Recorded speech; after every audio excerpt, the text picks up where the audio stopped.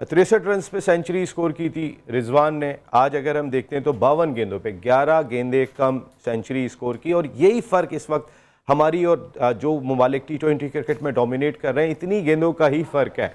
हम बार बार कहते थे बाबर आजम और रिजवान ने हमारी टीम को 160 रन की टीम बना दिया है, लेकिन साहबजादा फरहान को जहां होना चाहिए था न्यूजीलैंड के टूर पे, आप वहां बिल्कुल नए खिलाड़ी हसन नवाज और हारिस से ओपन कराते हुए दिखाई दिए।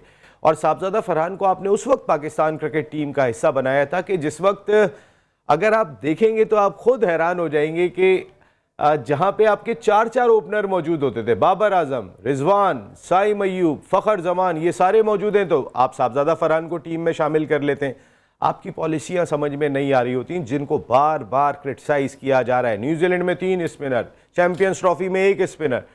कोई अंधे को भी समझ में आ जाएगा कि भाई हम सही सिमत में नहीं है, लेकिन अगर उस सिमत का तयन ना तो फिर जिन लोगों को रखा है पाकिस्तान क्रिकेट बोर्ड के थिंक टैंक ने, उनको समझ में आ रहा है, बाकी तो सभी को समझ में आ रहा है। वो कहते हैं ना जाने गुली ना जाने बाग, तो यानी पूरा मुल्क तो हर चीज़ को जाने है कि ये हम क्या कर रहे हैं और क्या नहीं कर रहे हैं।